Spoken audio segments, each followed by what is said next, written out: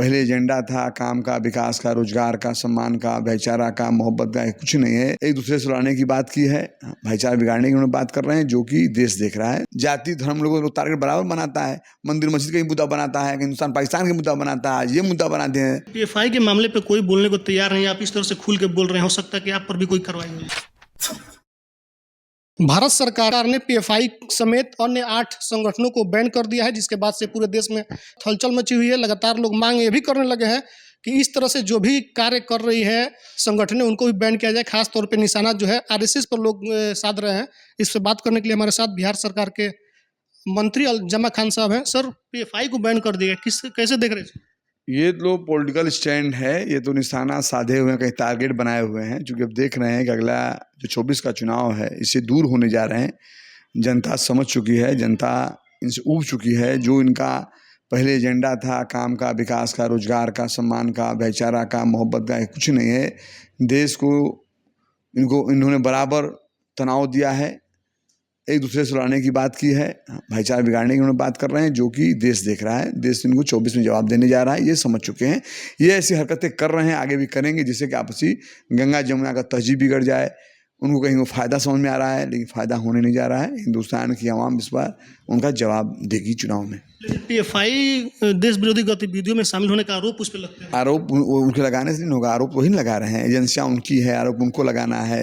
बहुत लोगों को आरोप झूठा लगा कर फंसाए हैं, आप भी जानते हैं। उनका एक ही टारगेट है कि चुनाव हमको जीतना है, दिल्ली बैठना है, देश को बर्बाद करना है, ये उनका टारगेट है। ये जो चीज़ें कर रहे हैं, अब विकास का मतलब नहीं रह गया, मुद्दा खत्म हो गया, अब यही रह गया है ना। तो यही उनका मकसद है कि देश को नुकसान पहुंचाएं, भाईचारा नुकसान हो, किसी भी तरह देश में आग लग जाए, देश के लोग परेशान हो जाए, उसको कोई लेना देना नहीं। लेना देना है तो सत्ता से लेना देना है, सत्ता में रहना चाहते हैं। इस संगठन को बैन करने से आपसी भाईचारा कैसे खत्म हो सकता है? उनका सोच है, संगठन को आप बंद करिएगा। संगठन जो काम कर रही है, ऐसे संगठन और भी हैं, और भी काम कर रहा है।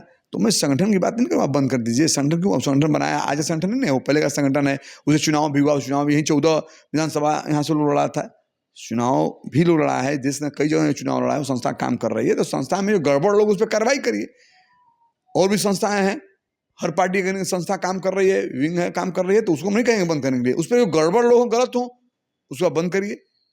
या कोई संस्था हो, किसी भी पार्टी से बिलोंग करता हो, गड़बड़ हो, तो उसके व्यक्ति पर कार्रवाई होनी चाहिए। इससे कैसे लग रहा है आपको कि टारगेट किसको किया गया है इस कार्रवाई के द्वारा? मैं बताना, एक जगह टारगेट कर दिया, एक जगह टारगेट कर लोग काम कर रहा है कि कम से कम ऐसे मुझे फायदा होगा। जाति धर्म लोगों को टारगेट बराबर बनाता है, मंदिर मस्जिद का ही मुद्दा बनाता है, हिंदुस्तान पाकिस्तान का मुद्दा बनाता है, ये मुद्दा बनाते हैं। तो अब आप बताना, आप देख ही नहीं रहे हैं, आप कहीं ऐसा तो नहीं, आप नहीं जानते हैं।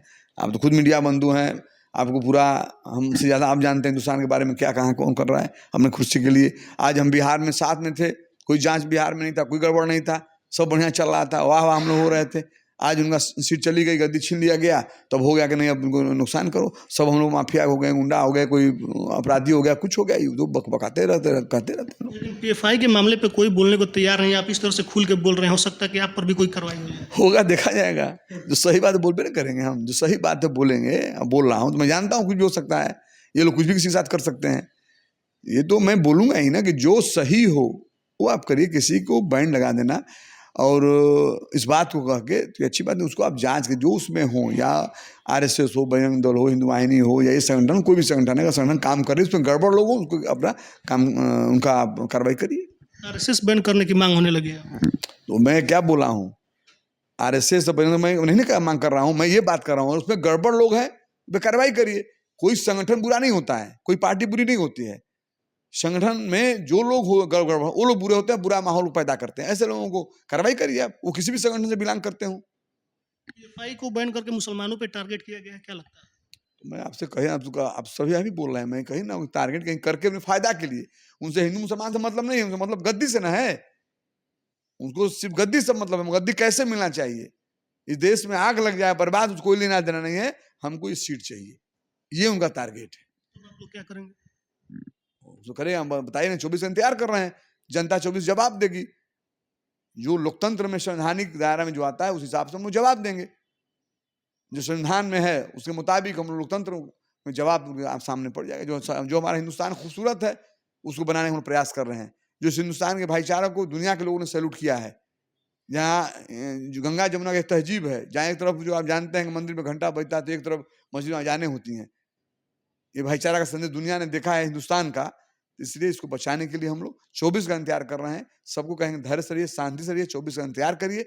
24 के इंतजार के बाद उनको समझ में आ जाएगा, जनता उनको समझा देगी। बिहार के अल्पसंख्यक की जिम्मेवारी आप पर है और सभी लोग अब उम्मीद लगा रहे हैं कि आप कुछ करिएगा उनके लिए, क्योंकि लगातार मदरसों को टारगेट किया जा रहा है और भी कई यहाँ तरीके कुछ की नहीं हो रहा है, चीजें। यहाँ कोई टारगेट नहीं चल रहा है।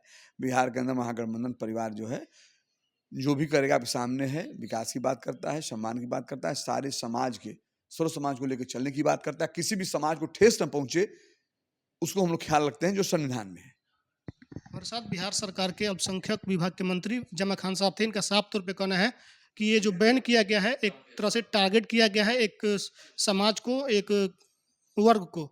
ये एक पॉलिटिकल मुद्दा है और इसको पॉलिटिकल बनाया जा रहा है। संगठन कई काम कर रही है, आरएसएस, बजरंग दल, तमाम चीज़ों का जिक्र करते हुए बोले कि जो गलत है, व्यक्ति अगर कोई गलत है तो उस पर कार्रवाई होनी चाहिए, ना कि पूरे संगठन को बैन करना चाहिए। आपकी क्या प्रतिक्रिया कमेंट बॉक्स में लिखिए। फेसबुक पर देख रहे शेयर कीजिए, यूट्यूब देख रहे चैनल को सब्सक्राइब कीजिए। धन्यवाद।